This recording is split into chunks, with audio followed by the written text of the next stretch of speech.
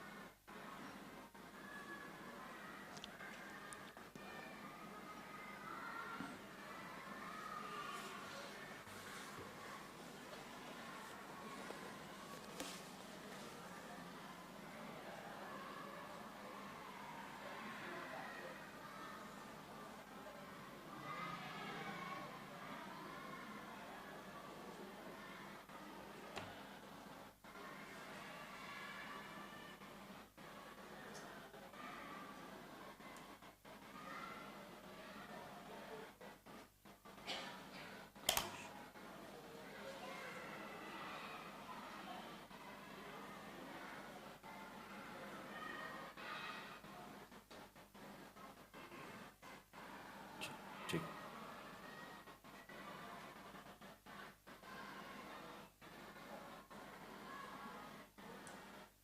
Baik, kajian kita mulai kepada Ustadz. Falyatafaddal masykuran.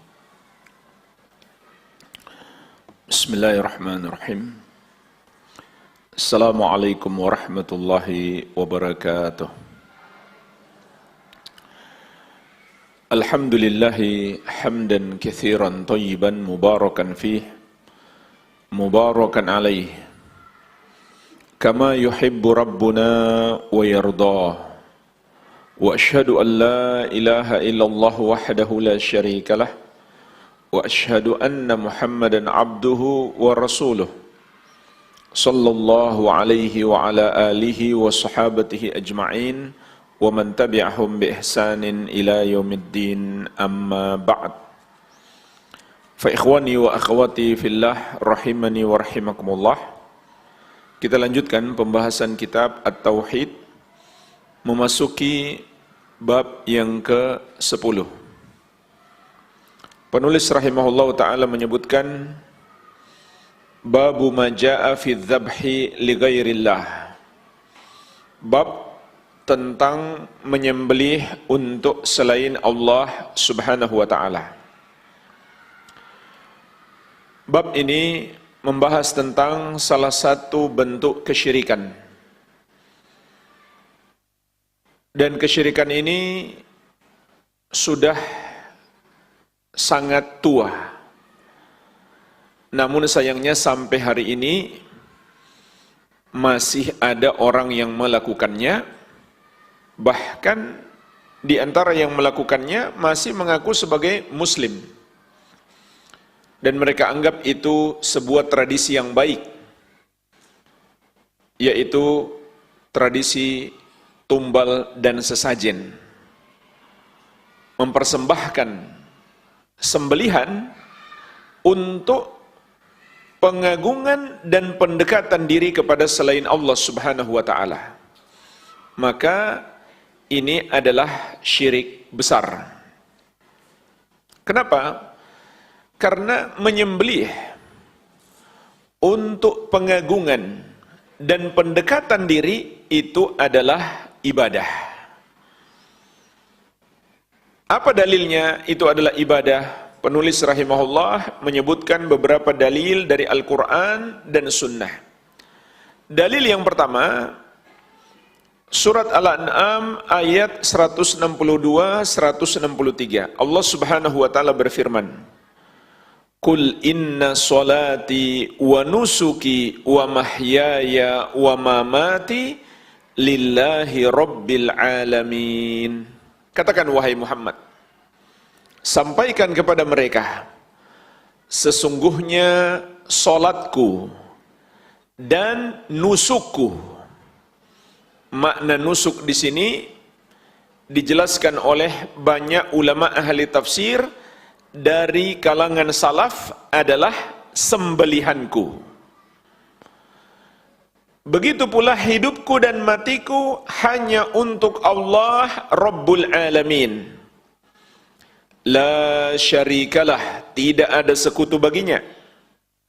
Wa bidzalika umirtu wa ana awwalul muslimin. Dan itulah yang diperintahkan kepadaku dan aku adalah muslim yang pertama. Ayat yang mulia ini menjelaskan kepada kita bahwa menyembelih termasuk ibadah dari 3 sisi pendalilan.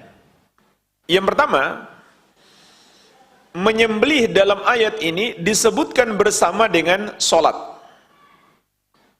Dan solat sudah dimaklumi adalah ibadah yang sangat agung. Kalau begitu kita pun paham, menyembelih adalah ibadah. Yang kedua, ditegaskan dalam ayat ini, solat maupun menyembelih lillahi rabbil alamin, hanya untuk Allah Rabbul Alamin.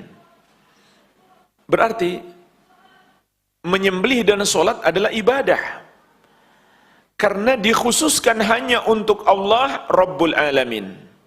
Dan yang ketiga, la syarikalah, ditegaskan lagi, tidak ada sekutu bagi Allah, yaitu tidak ada sekutu dalam solat maupun dalam penyembelihan maupun dalam semua ibadah. Menunjukkan bahwa menyembelih sebagaimana solat adalah ibadah. Kalau begitu jamaah sekalian, jika telah jelas bahwa menyembelih itu ibadah, tidak boleh kita persembahkan kecuali hanya untuk Allah semata. Karena ibadah milik khusus Allah Tabaraka wa Ta'ala. Sebagaimana yang terkandung di dalam La ilaha illallah.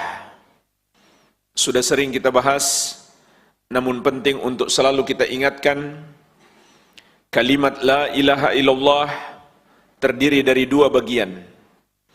Bagian yang pertama adalah an-nafyu, penafikan, yang terkandung di dalam la ilaha. Maknanya adalah kita ingkari, kita salahkan, kita benci, dan kita jauhi semua yang disembah selain Allah. Bagian yang kedua adalah al-itsbat, penetapan, yang terkandung di dalam illallah. Maknanya adalah kita yakini, kita imani, tanpa ada keraguan sedikit pun, hanya Allah Subhanahu wa Ta'ala yang berhak disembah. Maka semua yang disembah selain Dia adalah batil, sehingga seluruh amal ibadah kita hanya kita persembahkan untuknya.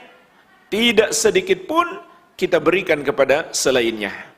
Oleh karenanya, la ilaha illallah bermakna la ma'buda haqqun illallah.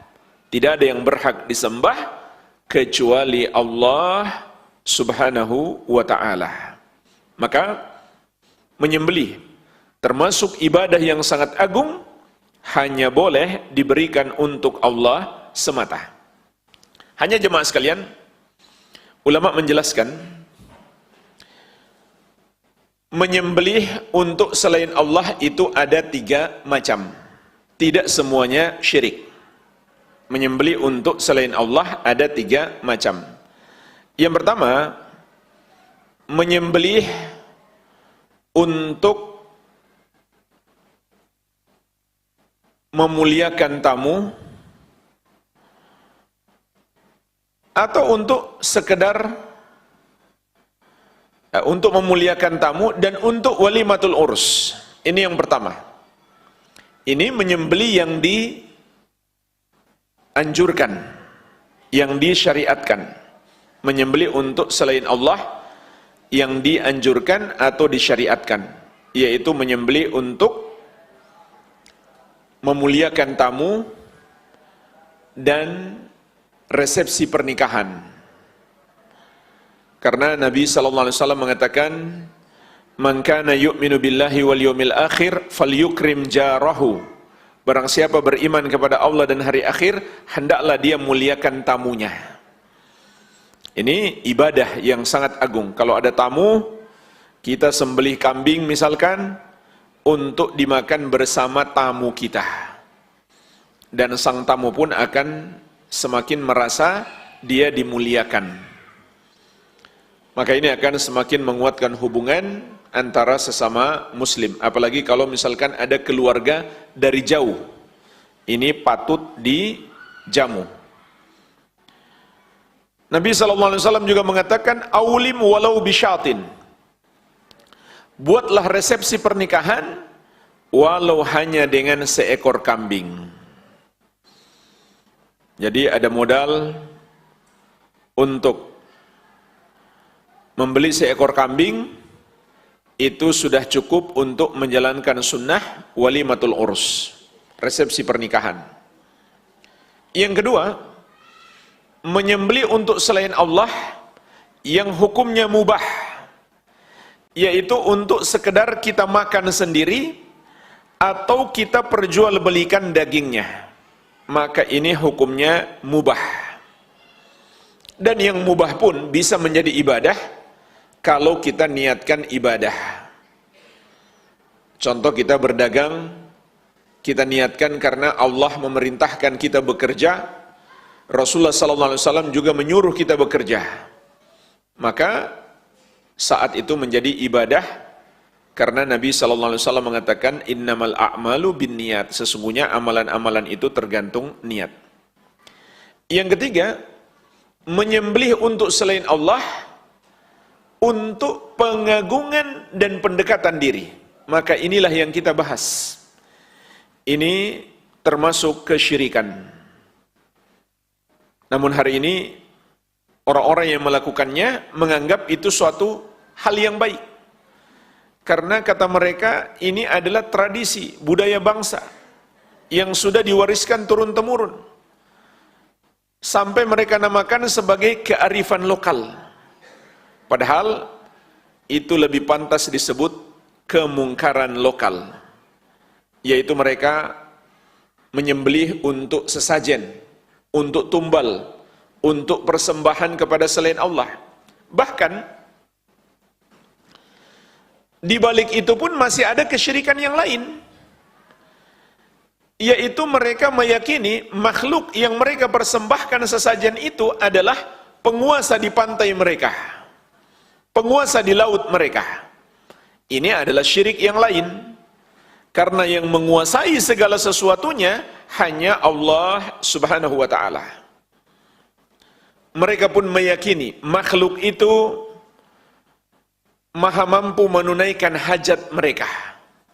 Makanya mereka melakukan pendekatan diri kepadanya. supaya hajat-hajat mereka ditunaikan. Maka ini syirik yang lain. Mereka pun meyakini makhluk itu maha mampu menimpakan mudarat kepada mereka. Makanya mereka persembahkan sesajen supaya makhluk itu enggak marah dan tidak menimpakan mudarat. Maka itu adalah syirik yang lain. Bahkan jemaah sekalian, syirik mereka lebih parah daripada musyrikin jahiliyah dahulu. Kalau musyrikin jahiliyah dahulu, mereka mempersembahkan sesajen kepada patung-patung, kepada selain Allah, itu bukan karena meyakini makhluk-makhluk itu bisa menolong mereka, tidak. Mereka hanya ingin bertawasul agar mendapatkan syafaat di sisi Allah, agar makhluk-makhluk itu menjadi perantara supaya Allah menolong mereka. Tapi ada orang yang mengaku muslim hari ini malah meyakini ada selain Allah yang menguasai, yang bisa menolongnya, bisa menunaikan hajatnya, atau bisa menghilangkan mudarat darinya, ataupun bisa menimpakan mudarat kepadanya. Keyakinan ini tidak ada pada musyrikin jahiliyah dahulu. Makanya jemaah sekalian, orang musyrikin jahiliyah itu, kalau mereka menghadapi kondisi bahaya, maka mereka akan beribadah hanya kepada Allah dan meninggalkan berhala mereka. Sebagaimana Allah Subhanahu wa taala menyebutkan, fa idza raqibu fil fulki da'allaha mukhlishina lahud-dina falamma najjahum ilal barri idahum yusyrikun. Apabila mereka naik kapal, yaitu mereka takut tenggelam, maka mereka akan berdoa kepada Allah dengan memurnikan ibadah mereka hanya untuk Allah semata. Nanti apabila Allah telah menyelamatkan mereka sampai ke daratan, tiba-tiba mereka kembali mempersekutukan Allah.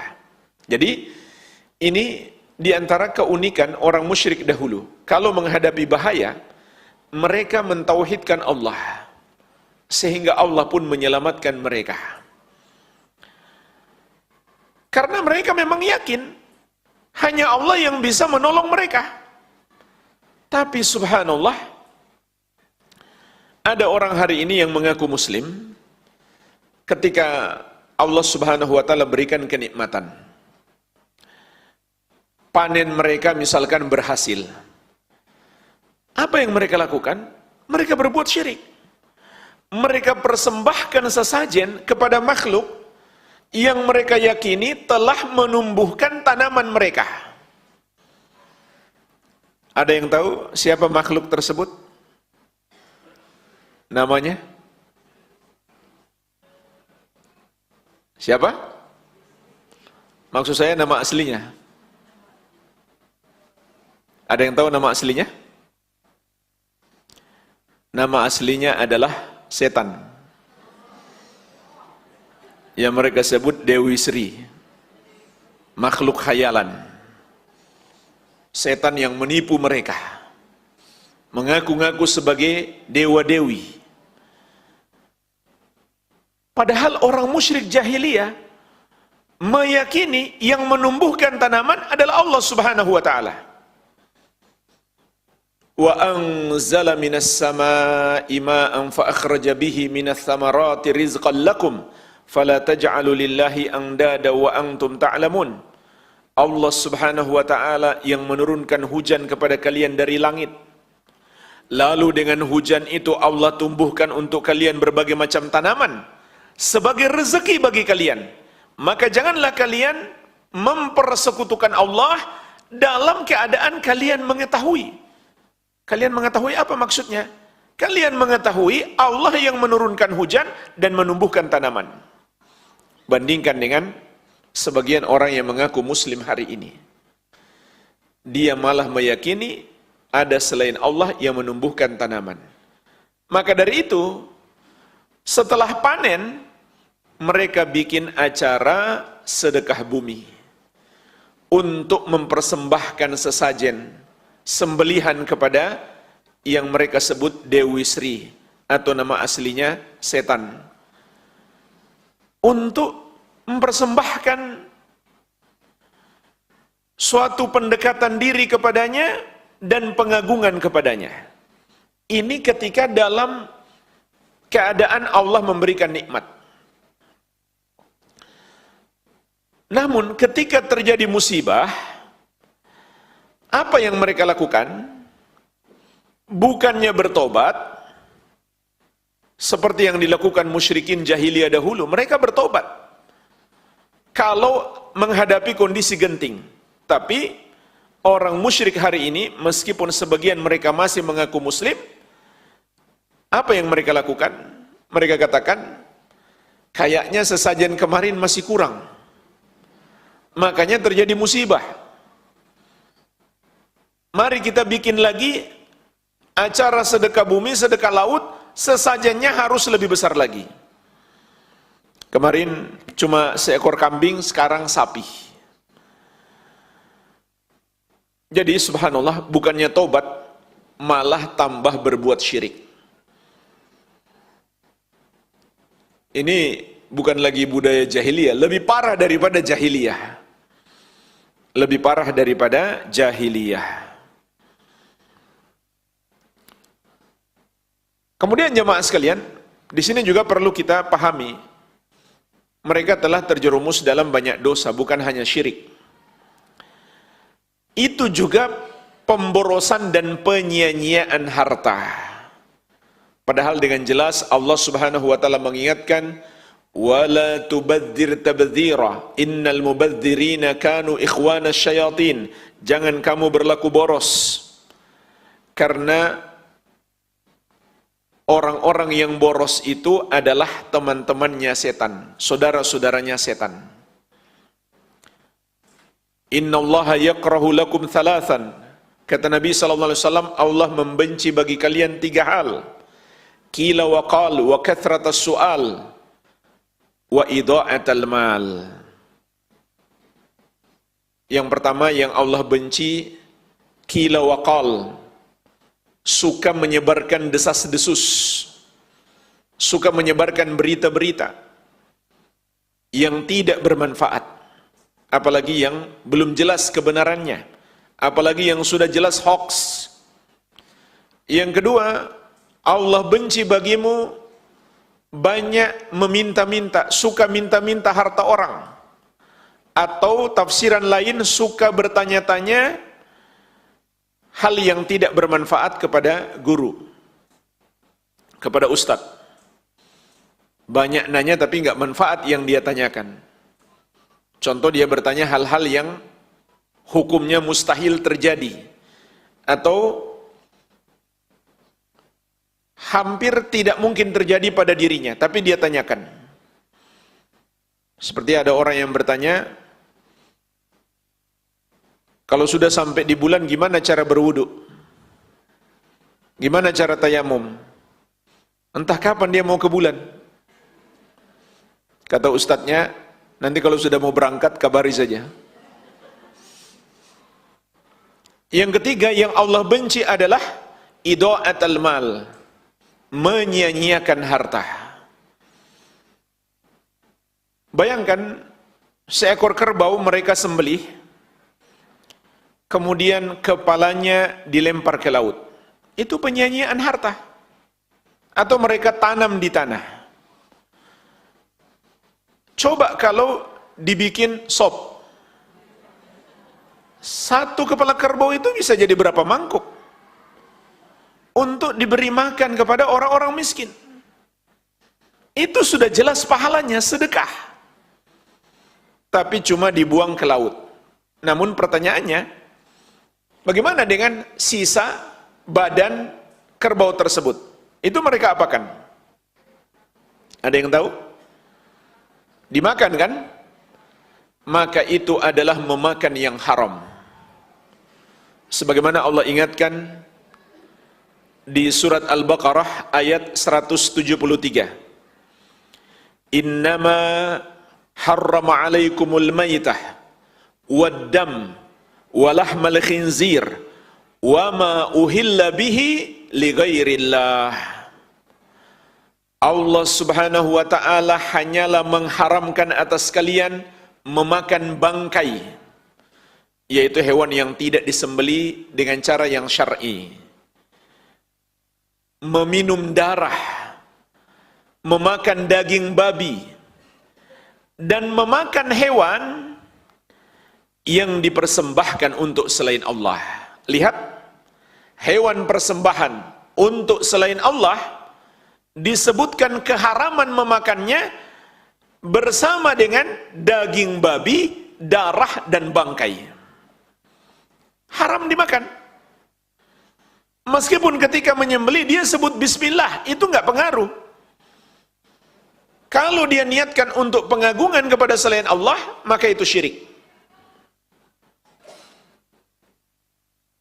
Kalau dia nggak sebut bismillah, tentu lebih parah lagi.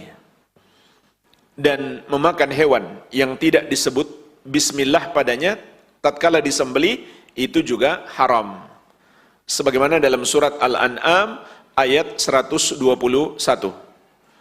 Wala ta'kulu mimma lam yudhkar ismullahi alaih wa innahu lafisq. Dan janganlah kamu memakan hewan yang tidak disebut nama Allah atasnya saat disembelih,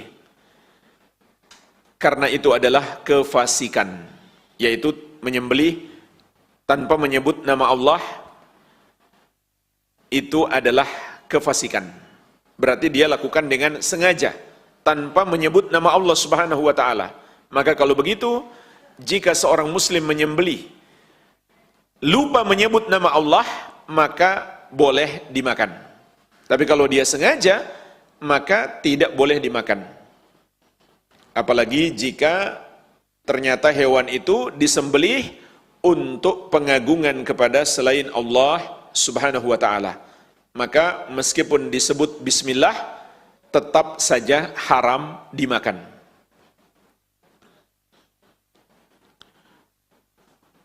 Dan bahkan sembelihan orang musyrik selain ahlul kitab, meskipun mereka sembelih hanya untuk dimakan, bukan untuk persembahan kepada selain Allah, itu juga haram dimakan. Karena di surat Al-Maidah ayat kelima Allah Subhanahu wa taala menyebutkan halalnya sembelihan ahlul kitab. Wa ta'amul ladzina utul kitab hillul lakum. Dan hewan sembelihan ahlul kitab halal bagi kalian. Berarti selain ahlul kitab itu haram. Contoh Hindu, Buddha, komunis, ateis, Konghucu, dan lain-lain. Selain Yahudi dan Nasrani, sembelihan mereka haram bagi seorang muslim. Yahudi dan Nasrani diberikan pengecualian. Karena cara menyembelih mereka sama dengan cara menyembelihnya umat Islam. Oleh karena itu, jika hari ini mereka menyembelih tidak sama lagi dengan cara menyembelihnya umat Islam, contoh tidak menyebut bismillah, maka haram dimakan. Bahkan jangankan menyembelih tanpa menyebut bismillah. Umumnya ahlul kitab hari ini sudah tidak tahu lagi cara menyembelih. Kalau mereka ingin makan ayam, apa yang mereka lakukan pada ayam itu? Cuma diketok kepalanya, tidak mereka sembelih. Maka itu haram dimakan. Jadi sampai di sini kita dapat faidah 3 sembelihan yang haram dimakan. Yang pertama, sembelihan yang dipersembahkan untuk selain Allah Subhanahu wa taala, untuk pengagungan atau pendekatan diri.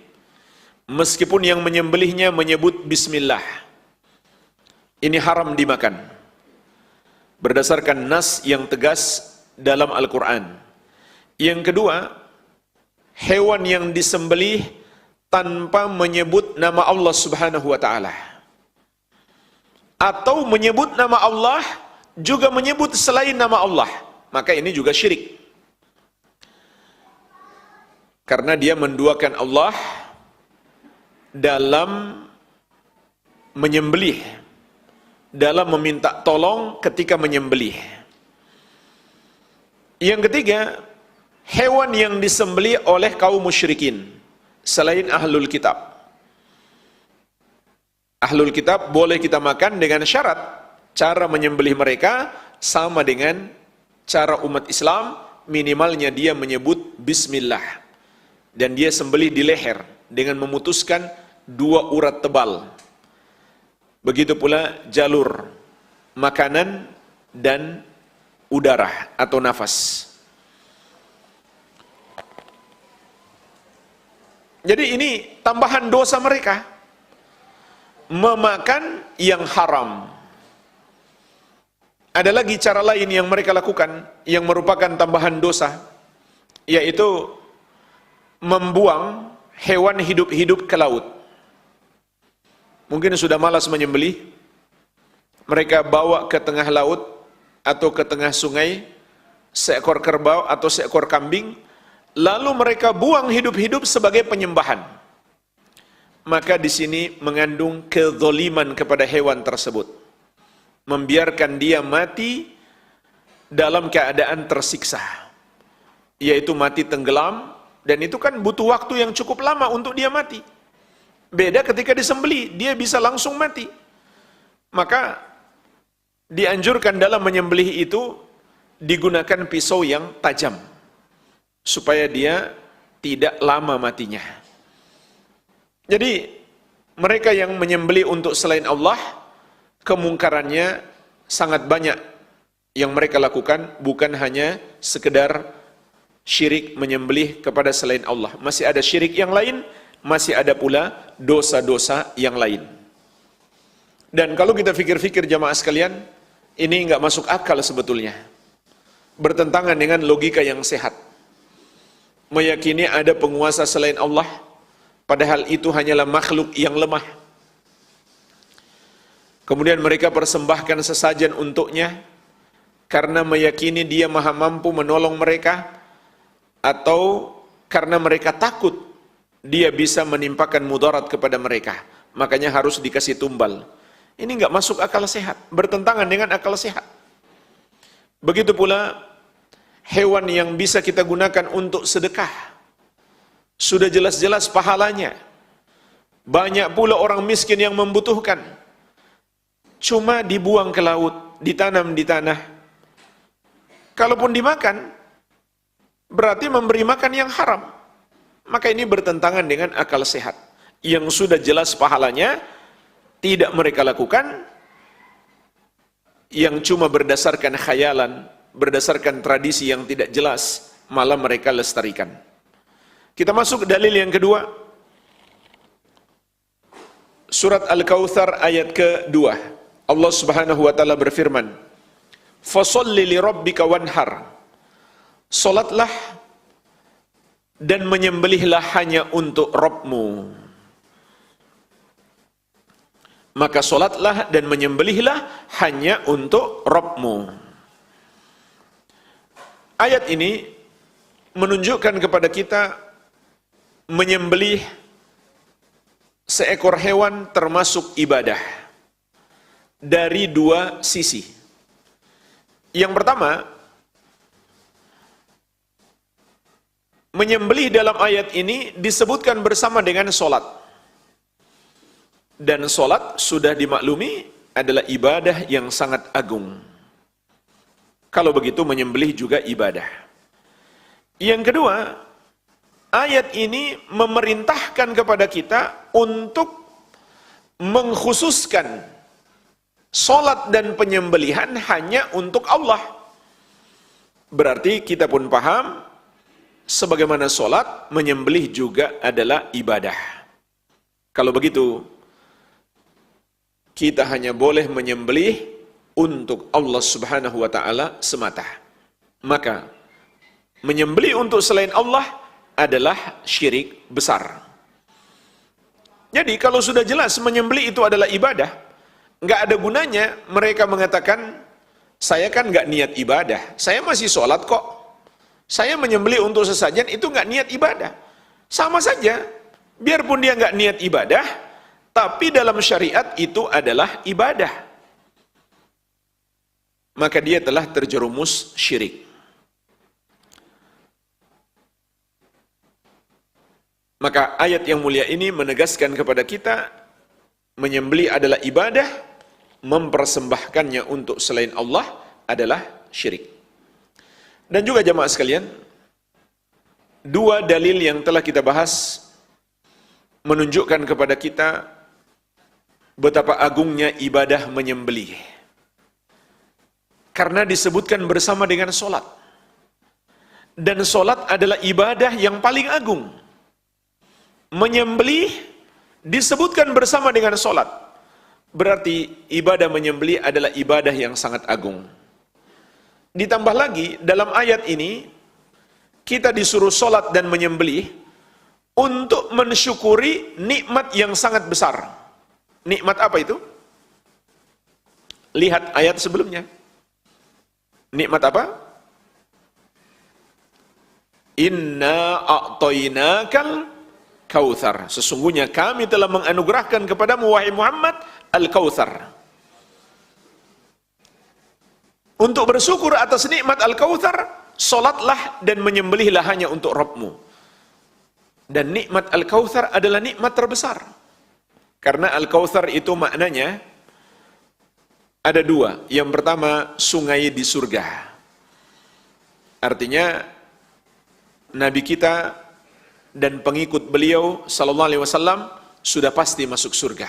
Bukankah itu nikmat yang besar? Dan yang kedua, al-kautsar itu adalah kebaikan yang melimpah. Maksudnya Al-Quran dan Sunnah. Bukankah diturunkannya Al-Quran dan Sunnah adalah nikmat terbesar bagi kita? Untuk mensyukurinya, kita disuruh sholat dan menyembelih. Berarti menyembelih adalah ibadah yang sangat agung.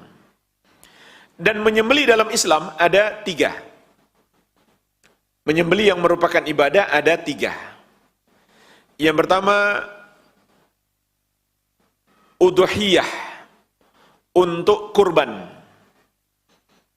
Pada tanggal 10 Dzulhijjah kita sembelih setelah sholat Idul Adha. Kalau nggak sempat, maka masih boleh pada tanggal berikutnya 11. Kalau nggak sempat juga, masih boleh sampai tanggal 13 Dzulhijjah sebelum terbenam matahari. Cuma yang afdal tanggal 10 Dzulhijjah. Yang kedua, sembelian hadyu. Ini untuk jamaah haji. Jamaah umroh pun bisa kena, tapi sifatnya hukuman atas pelanggaran. Contoh, bapak-bapak mau umroh langsung dari Indonesia, langsung ke Makkah, tapi sampai di Jeddah belum pakai baju ihram. Maka wajib mereka menyembelih seekor kambing dan dibagikan untuk penduduk Makkah. Mereka tidak bisa ikut makan sedikit pun darinya. Yang ketiga, menyembelih akikah. Yang afdal dilakukan pada hari ke-7 kelahiran anak kita. Untuk anak laki-laki 2 ekor kambing, anak perempuan 1 ekor kambing. Kalau belum mampu di hari yang ke-7, maka boleh kapan saja. Inilah 3 macam penyembelihan di dalam Islam yang merupakan ibadah. Kita masuk ke dalil yang berikutnya. An Ali bin Abi Thalib radhiyallahu anhu qala, dari sahabat yang mulia Ali bin Abi Thalib, semoga Allah meridhai beliau, ia berkata, haddatsani Rasulullah sallallahu alaihi wasallam bi arba'i kalimatin. Rasulullah sallallahu alaihi wasallam menyampaikan kepadaku 4 kalimat. Yang pertama, la'anallahu man dzabaha li ghairillah. Allah melaknat orang yang menyembelih untuk selain Allah. Yang kedua, wala'anallahu man la'ana walidayhi. Allah melaknat orang yang melaknat kedua orang tuanya. Yang ketiga, wala'anallahu man awa muhditsan. Allah melaknat orang yang melindungi pelaku dosa. Wala'anallahu man ghayyara manaral ard. Yang keempat, Allah melaknat orang yang merubah batas tanah. Rawahu Muslim, diriwayatkan oleh Imam Muslim. Di dalam hadis ini terkandung penjelasan 4 dosa besar. yang pelakunya dilaknat oleh Allah Subhanahu wa taala. Menunjukkan ini dosa yang sangat besar. Sampai dilaknat pelakunya oleh Allah Tabaraka wa taala. Dan dari 4 dosa besar disebutkan nomor 1 orang yang menyembelih untuk selain Allah.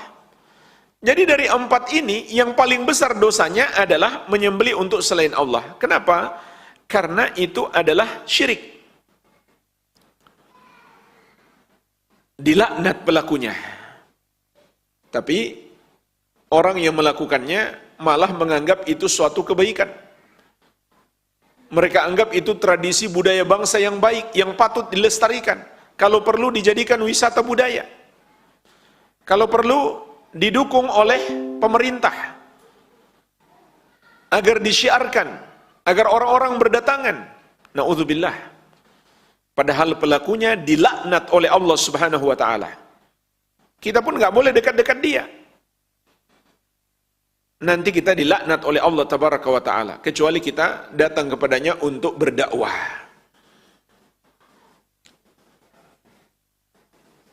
Menunjukkan kepada kita ini adalah dosa yang sangat berbahaya. Bahkan dosa syirik, menyembelih untuk selain Allah Subhanahu wa taala. Yang kedua, Allah melaknat orang yang melaknat kedua orang tuanya. Maksud melaknat kedua orang tuanya mencakup 2 makna. Pertama, dia mencaci, mencela, mencerca orang tuanya. Yang kedua, dia mendoakan agar orang tuanya dilaknat oleh Allah Subhanahu wa taala. Ini disebutkan di urutan yang kedua setelah syirik. Menunjukkan dosanya sangat besar. Dan ketahuilah jemaah sekalian, melaknat kedua orang tuanya itu bisa jadi secara langsung, bisa jadi secara tidak langsung. Secara tidak langsung maksudnya gimana? Nabi SAW dalam hadis yang lain mengatakan, yasubbu abar rajul fayasubbu abahu wa yasubbu ummar rajul fayasubbu ummahu. Dia mencaci ayahnya orang lain, lalu orang itu balas mencaci ayahnya. Dia mencaci ibunya orang lain, lalu orang itu balas mencaci ibunya. Maka itu sama saja dia telah mencaci ayah dan ibunya sendiri. Masih ditambah lagi dengan dosa mencaci orang tuanya orang lain. Jadi dosanya double. Maka hati-hati. Ini dosa yang sangat besar. Yang ketiga, Allah melaknat orang yang melindungi pelaku dosa. Bagaimana cara dia melindungi? Ada 3 penafsiran ulama. Dan 3-tiganya tercakup di dalam makna hadis. Yang pertama, pelaku dosa itu harusnya dihukum. Tapi karena dia punya power, dia punya kekuatan, dia bisa melindungi pelaku dosa tersebut. Atau yang seharusnya dihukum berat, harusnya dipenjara seumur hidup misalkan. Atau bahkan dihukum mati, cuma dipenjara 6 tahun.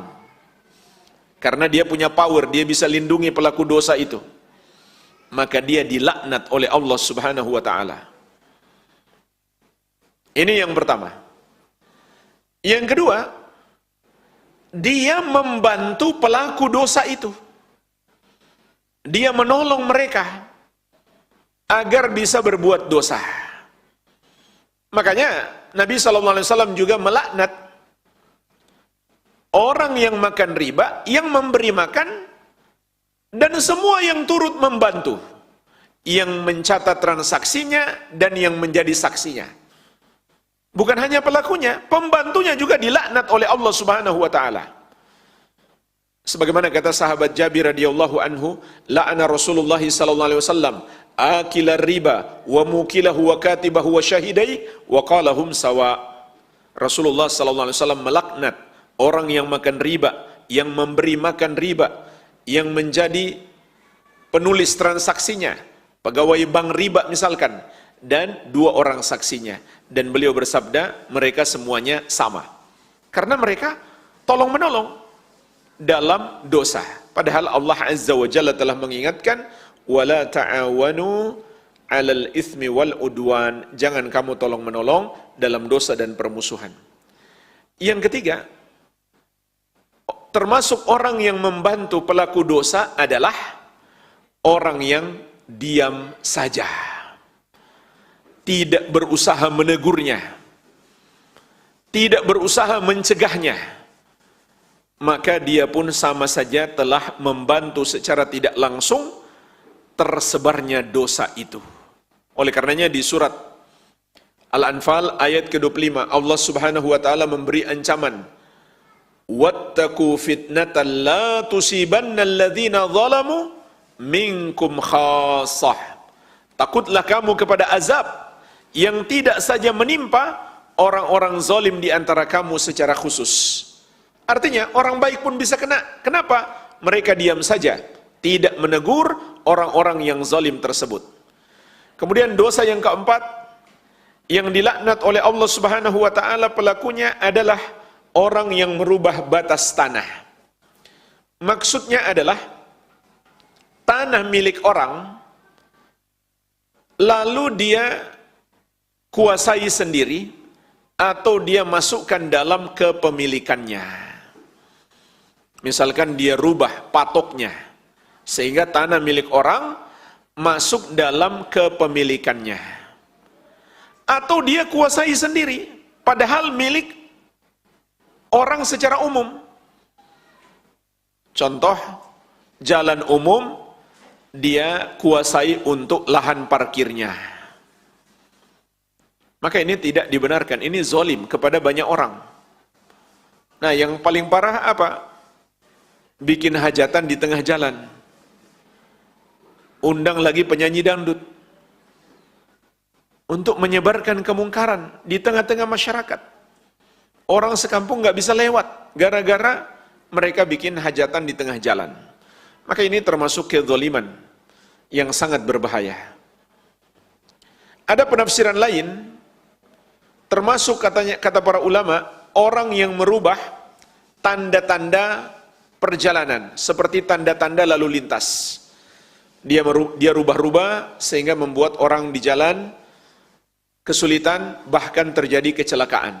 Maka itu juga yang dimaksud dengan man ghayyara manaral ard, orang yang merubah tanda-tanda di bumi. Jadi intinya ini terkait dengan orang yang berbuat zalim kepada orang lain. Maka ini sangat berbahaya. Jadi jemaah sekalian, dari 4 dosa ini disebutkan nomor 1, dosa terbesar yaitu menyembelih untuk selain Allah Subhanahu wa taala. Dilaknat pelakunya karena itu adalah termasuk dosa syirik. Kita masuk dalil yang terakhir. Wa an Tariq bin Shihab radhiyallahu anhu anna Rasulullah sallallahu alaihi wasallam qala. Dari sahabat yang mulia Tariq bin Shihab, semoga Allah meridhai beliau, bahwasanya Rasulullah sallallahu alaihi wasallam bersabda, dakhalal jannata rajulun fi dzubabin. Seseorang masuk surga karena seekor lalat. Wa dakhalan nar rajulun fi dzubabin. Dan seseorang masuk neraka juga karena seekor lalat. Qalu wa kaifa dzalika ya Rasulullah? Para sahabat pun bertanya, bagaimana itu bisa terjadi ya Rasulullah? Qala, maka beliau bersabda, marra rajulani ala qaumin lahum sanamun la yujawizuhu ahadun hatta yuqarriba lahu syai'an. Lewatlah dua orang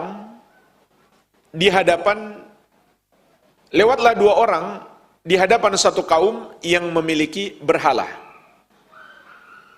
Tidak diizinkan seorang pun melewati berhala itu sampai dia mempersembahkan sembelihan kepada berhala tersebut. Qalu li ahadihima, maka mereka berkata kepada salah satu dari keduanya, qarrib, berkorbanlah untuk berhala kami. Qala, orang itu menjawab, laisa indi syai'un uqarrib, saya enggak punya apa-apa, enggak punya hewan untuk dipersembahkan. Qalu qarrib walau dzubaban, mereka berkata, berkorbanlah meskipun hanya seekor lalat. Faqarraba dzubaban fakhallau sabilahu fadakhalan nar. Dia pun berkorban seekor lalat, mereka pun membiarkan jalannya, dan pada akhirnya orang itu masuk neraka karena dia telah berbuat syirik. Wa qalu lil akhar, lalu mereka berkata kepada orang yang kedua, qarrib, berkorbanlah. Qala, dia pun menjawab, ma kuntu li uqarriba li ahadin syai'an dunallahi azza wa jalla. Saya tidak akan pernah berkorban untuk siapapun selain Allah azza wa jalla. Fadarabu unuqahu fadakhalal jannah. Mereka pun memenggal lehernya, maka dia pun masuk surga karena dia mempertahankan tauhid sampai akhir hayat. Rawahu Ahmad, diriwayatkan oleh Imam Ahmad. Hanya saja jemaah sekalian, ulama beda pendapat tentang kesahihan hadis ini. Imam Al-Albani rahimahullah mendoifkan hadis ini, tapi beliau mengatakan hadis ini sahih secara mauquf. Artinya sampai kepada sahabat Salman Al-Farisi radhiyallahu anhu.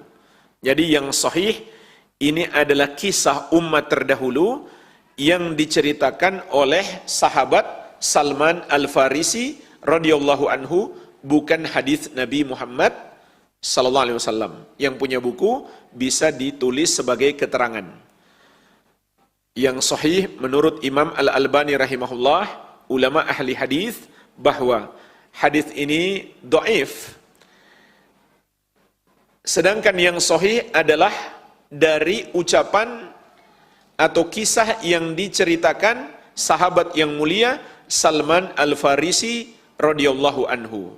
Karena sahabat ini dia adalah orang yang sudah muslim sebelum masuk Islam. Gimana ceritanya? Sudah muslim sebelum masuk Islam. Artinya sebelum berjumpa dengan Nabi sallallahu alaihi wasallam, dia sudah beriman kepada para nabi dan rasul terdahulu, sehingga dia belajar kitab-kitab terdahulu.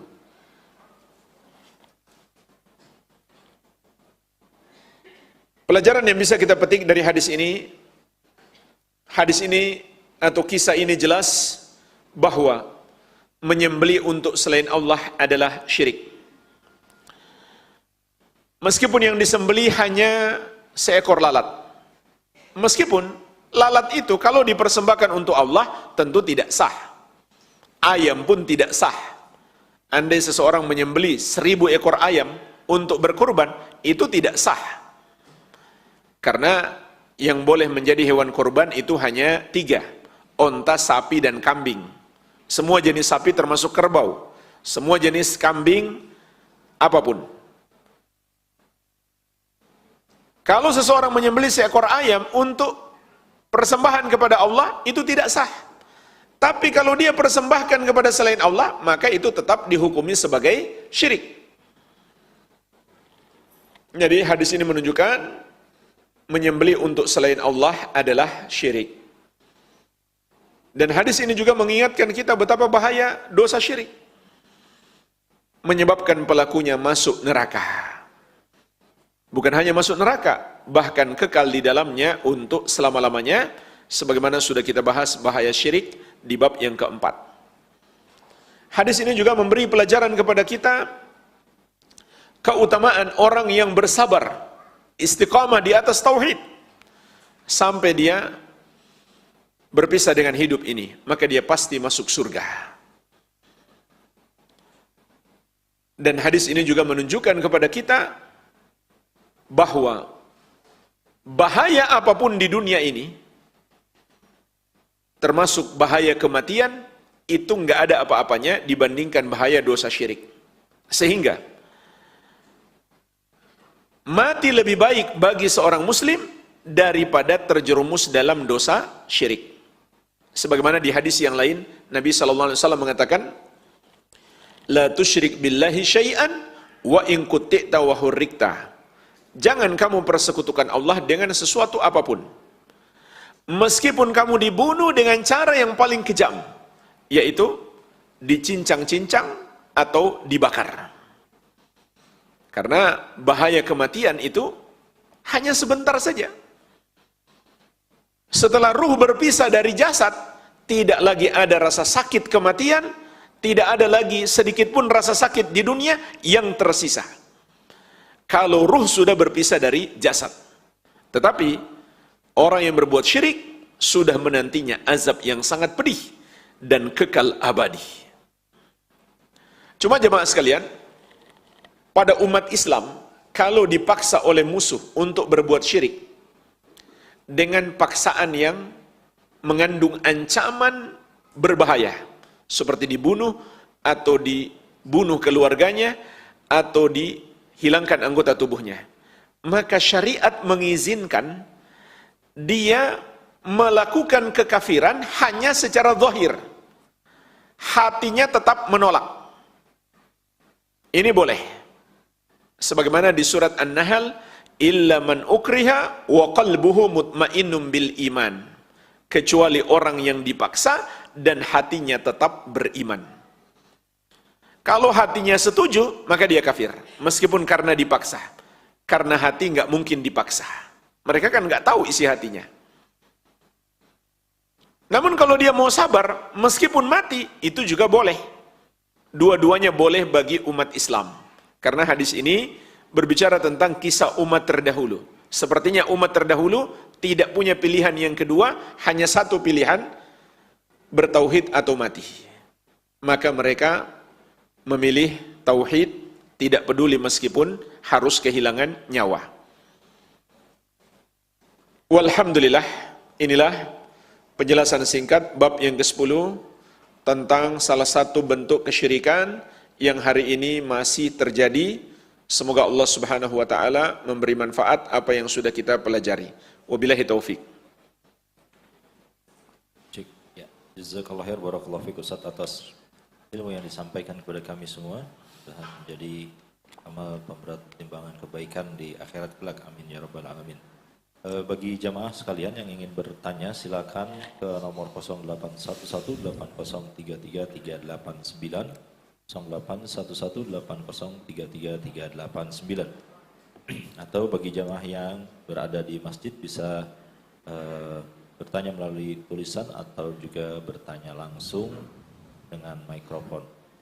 Kami baca terlebih dahulu Ustaz, pertanyaan dari jamaah online. Assalamualaikum warahmatullahi wabarakatuh Ustaz. Waalaikumsalam warahmatullahi wabarakatuh. Di lingkungan kami masih kental adat istiadat.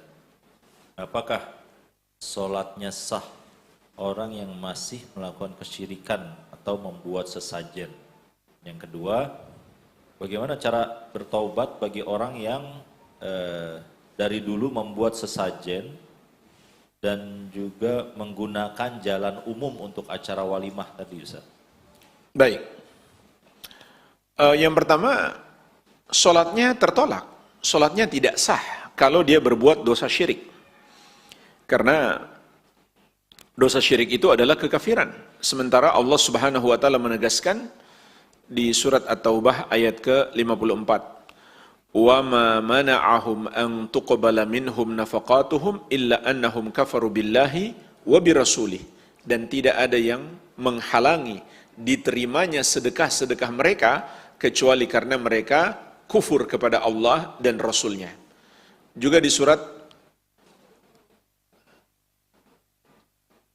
Az-Zumar ayat ke-65, Allah Subhanahu wa taala berfirman, "La in asyrakta la yahbatanna amaluka." Kalau kamu berbuat syirik, maka terhapuslah amalanmu. Jadi ini di antara bahaya dosa syirik, yaitu menghapuskan amalan yang sudah dilakukan dan menghalangi diterimanya amalan yang akan dilakukan. Yang kedua, bagaimana cara bertobat dari dosa syirik? Adalah dengan memenuhi syarat taubat dan kembali masuk Islam mengucapkan 2 kalimat syahadat. Karena dosa syirik membatalkan keislaman. Adapun bertobat dari dosa selain syirik cukup dengan memenuhi syarat taubat yang sudah kita maklumi. Pertama, ikhlas karena Allah Subhanahu wa taala. Yang kedua, meninggalkan dosa itu. Yang ketiga, menyesalinya. Yang keempat, bertekad tidak akan mengulanginya di masa yang akan datang. Dan yang kelima, Yang kelima adalah masih ada waktunya, yaitu sebelum kematian datang menjemput atau sebelum matahari terbit dari arah barat. Nah, karena pertanyaannya dia parkir dengan mengganggu warga, berarti dia harus minta maaf kepada mereka karena itu zalim. Ini syarat yang keenam.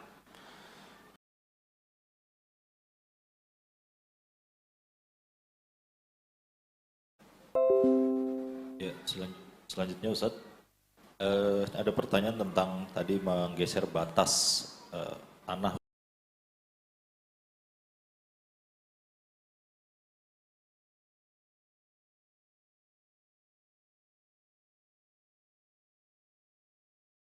Ustaz, jadi di rumah kami terlihat atau tercantum ukuran tanah berdasarkan di sertifikat yaitu 117 meter Ustaz. Rata-rata ada 3 sampai 4 rumah. Namun ini kami dapat cerita dari tetangga kami sebelumnya Ustaz.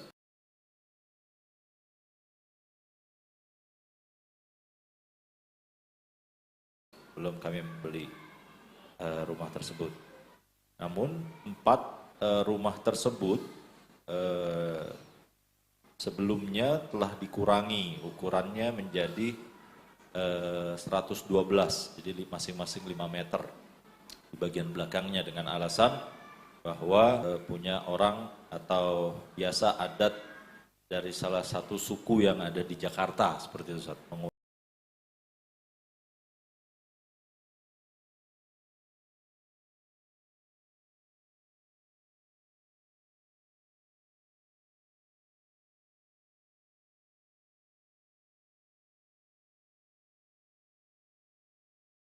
Mengurangi atau mematok tanah sehingga antara di sertifikat dengan kenyataannya ini berbeda.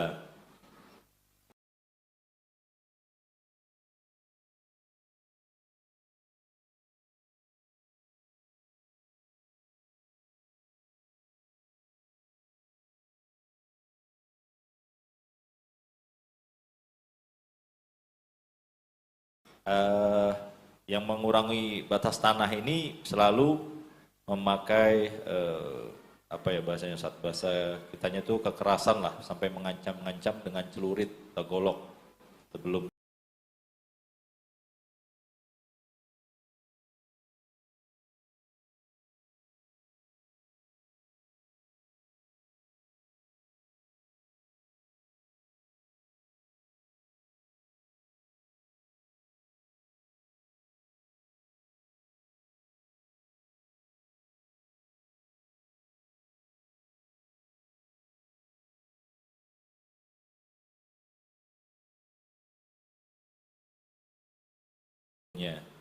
Nah, kita yang baru tahu dan baru beli rumah tersebut, apa yang harus kita lakukan Ustaz untuk menjaga saudara kita juga agar tidak kena laknat dari Allah Subhanahu wa taala? Ya, kita punya pilihan. Apakah kita merelakan? Berarti intinya kan tanahnya diambil orang, ya kan? Kalau kita merelakan dan kita anggap pemberian saja bagi dia atau sedekah bagi dia, maka tidak ada masalah, kita dapat pahala. Tapi kalau kita mau menuntut, ya tidak ada masalah juga, boleh.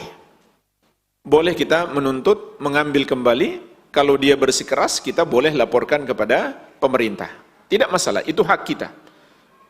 Kita ambil langsung dari dia, atau melalui pemerintah, boleh kita lakukan. Wallahu a'lam.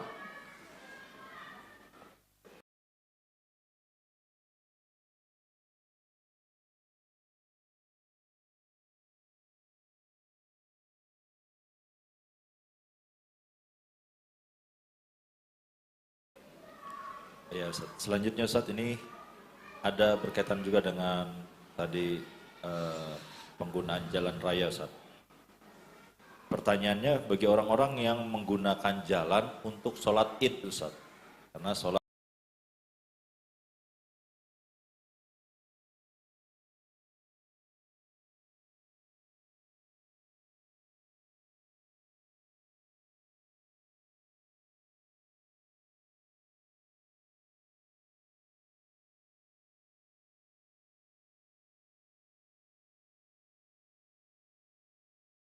di tanah lapang, akhirnya sampai ke jalan-jalan. Terus yang kedua, bagi orang-orang yang menggunakan, Kalau faktanya itu sampai mengganggu pengguna jalan, maka itu kezaliman, itu nggak patut. Kalau memang masjidnya sudah tidak memungkinkan, seharusnya cari tempat lain. Walhamdulillah, di negeri kita masjid banyak, tempat sholat banyak, maka carilah tempat lain kalau memang di situ sudah tidak memungkinkan.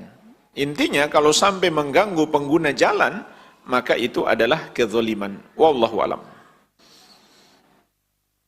baik, pertanyaan selanjutnya Ustaz. Assalamualaikum warahmatullahi wabarakatuh. Waalaikumsalam. Bolehkah seorang ibu menyembelih ayam atau sejenisnya, Ustaz? Boleh. Wanita boleh menyembelih, tidak ada masalah. Menyembelih tidak khusus laki-laki, perempuan juga boleh menyembelih. Tidak ada larangan perempuan menyembelih. Sahabiyah juga pernah menyembelih di masa Nabi SAW. Wallahu alam. Baik, pertanyaan selanjutnya Ustaz. Kalau beli ayam potong, tidak tahu membaca bismillah atau tidak, apakah termasuk haram hukum dagingnya, Ustaz? Kalau kita beli dari pasar kaum muslimin, maka hukum asalnya halal. Kecuali ada berita valid. Mereka menyembelih tanpa menyebut bismillah. Tapi selama tidak ada berita valid, hanya misalkan ada kabar burung belum jelas, maka hukum asalnya halal. Karena itulah asalnya seorang muslim, dia menyembelih dengan menyebut bismillah. Dan al-yakin la yazulu bisyak. Keyakinan tidak dapat hilang dengan adanya keraguan. Jadi nggak usah ragu, nggak usah khawatir. Meskipun ada keraguan, keraguan itu nggak perlu dianggap. Karena al-yakin la yazulu bisyak. Keyakinan tidak bisa hilang dengan keraguan. Karena hukum asalnya harus diyakini muslim itu menyembelih dengan sesuai syariat. Kalau ada muncul keraguan-raguan, maka keraguan ini nggak perlu dianggap. Beda halnya kalau beli dari pasar orang kafir, maka hukum asalnya, jika orang kafir itu selain ahlul kitab, hukum asalnya haram. Sampai ada berita valid. Ini meskipun orang kafir, tapi misalkan dia minta orang muslim yang sembelih dengan menyebut bismillah, maka barulah menjadi halal. Demikian, wallahu alam. Baik, Ustaz. Pertanyaan selanjutnya, Ustaz, ini terkait melaknat, Ustaz. Apakah boleh kita melaknat salah satu pemimpin negara yang dalam pidatonya ini membumi hanguskan kota Gaza, Ustaz? Melaknat orang secara pribadi tidak boleh. Nanti akan kita bahas, ada dalilnya. Nabi SAW ketika melaknat beberapa orang yang terlibat dalam melukai bahkan membunuh kaum muslimin di perang Uhud. Ini sudah terlibat ya, langsung memerangi kaum muslimin di perang Uhud. Kemudian Nabi SAW mendoakan sejumlah nama. Ya Allah laknatlah si fulan. Ya Allah laknatlah si fulan. Ternyata Allah menegur beliau. Allah turunkan ayat, laisa laka minal amri syai'un. Engkau wahai Muhammad tidak ada urusan, tidak ada campur tangan dalam urusan mereka sedikit pun. Artinya, Allah akan menghukum mereka atau memberi hidayah, itu urusan Allah. Jadi Nabi SAW ditegur. Maka melaknat secara person itu tidak boleh. Namun boleh melaknat secara mutlak, secara umum. Contoh kita mengatakan, semoga Allah melaknat orang-orang Yahudi dan Nasrani yang memerangi saudara-saudara kita di Palestina. Itu boleh. Tapi menyebut person, nama orang per orang, itu tidak dibolehkan. Demikian, wallahu alam. Baik, Ustaz, berikut pertanyaan yang terakhir. Mohon diberikan kesimpulan, Ustaz.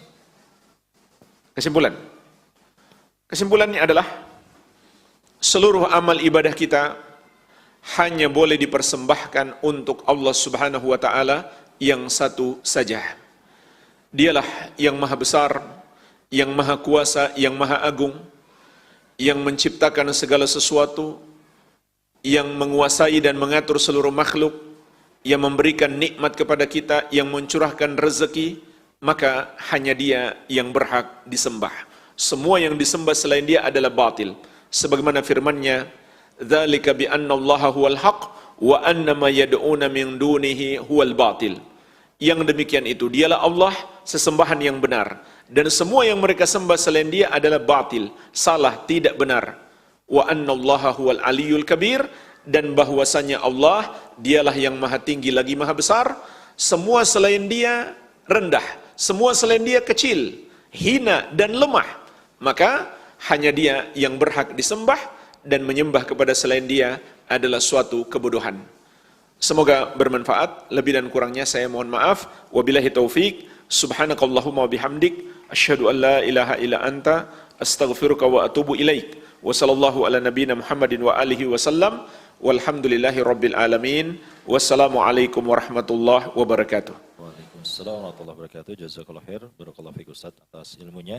Dan juga jamaah kami informasikan insyaallah untuk hari Ahad atau untuk hari Senin pekan depan insyaallah kita akan berjumpa kembali bersama Ustadz Abu Umar Bashir Bizallahu Ta'ala dan juga jamaah di sekitar kita. Insyaallah hari Rabu besok sore kami akan ada kajian bersama Ustazuna Ustadz Dr. Abu Ahmad Zainal Abidin LCMM Hafizallahu Ta'ala. Kajian langsung dari Roja TV dan ZA Official dan juga kajian berlangsung di Masjid Islamic Center Imam Ibnu Hajar. Begitu juga di hari Jumatnya, pada Jumat jam 13.30 ada kajian Sahih Bukhari bersama Ustazuna Ustaz Dr. Zainal Abidin LCMM Hafizallahu Ta'ala. Bagi jamaah yang memiliki waktu silakan hadiri kajian-kajian tersebut. Demikian.